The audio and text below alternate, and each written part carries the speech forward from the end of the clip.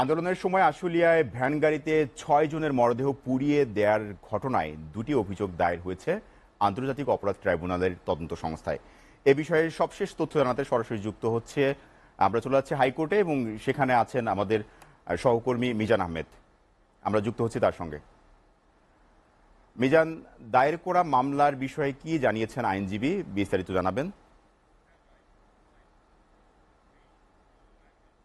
সোহেল, যেমনটি আপনি দর্শকদের জানাচ্ছিলেন, বৈষম্য বিরোধী ছাত্র আন্দোলনে ছাত্র জনতার যে গণ অভ্যুত্থান, সেই গণ অভ্যুত্থানকে দমন করতে পতিত স্বৈরাচার শেখ হাসিনা যে পৈশাচিকতা দেখিয়েছেন, যে বর্বরতা দেখিয়েছেন, তার জঘন্যতম একটি উদাহরণ কিন্তু সাভারের আশুলিয়ার থানার এই ঘটনাটি, যেখানে ৬ জন মেধাবী শিক্ষার্থীকে হত্যার পর তাদের লাশ কিন্তু পুড়িয়ে দেওয়া হয়।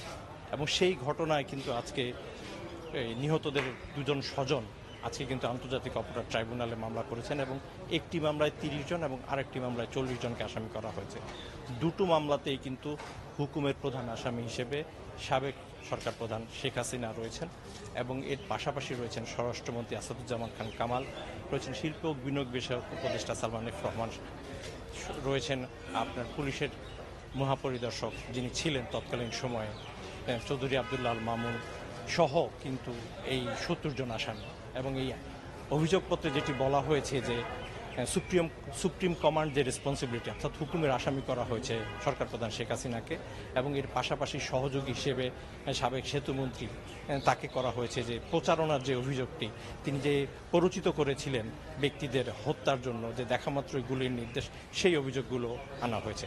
এবং বলা হয়েছে যে পরস্পর যোগ সাজসে টার্গেট কিলিংয়ের মাধ্যমে ছাত্র জনতাকে নিশ্চিহ্ন করে দিতেই সেই গণহত্যাটি সংগঠিত হয় এবং সেই গণহত্যা সংগঠনের যারা সাক্ষী রয়েছেন তাদের তালিকাও কিন্তু এই মামলায় যুক্ত করা হয়েছে। এবং এই মামলাটি আন্তর্জাতিক অপরাধ ট্রাইব্যুনাল গ্রহণ করেছে এবং তারা এরই মধ্যে ওই সময়ের যেই প্রতিবেদনগুলো গণমাধ্যমে প্রকাশিত হয়েছে সেই প্রতিবেদনগুলো সংগ্রহ করেছে।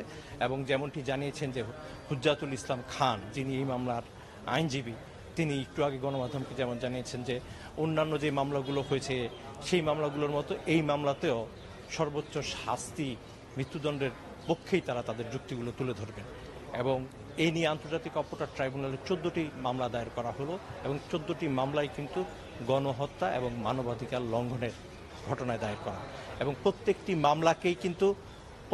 মামলাতেই কিন্তু আমলে নিয়ে তদন্ত কার্যক্রম এরই মধ্যে শুরু হয়েছে বলে জানিয়েছেন তদন্ত কর্মকর্তা আতাউর রহমান। তো এই ছিল এই মামলার সবশেষ পরিস্থিতি। ফিরে যাচ্ছি স্টুডিওতে সোহেল আপনার কাছে।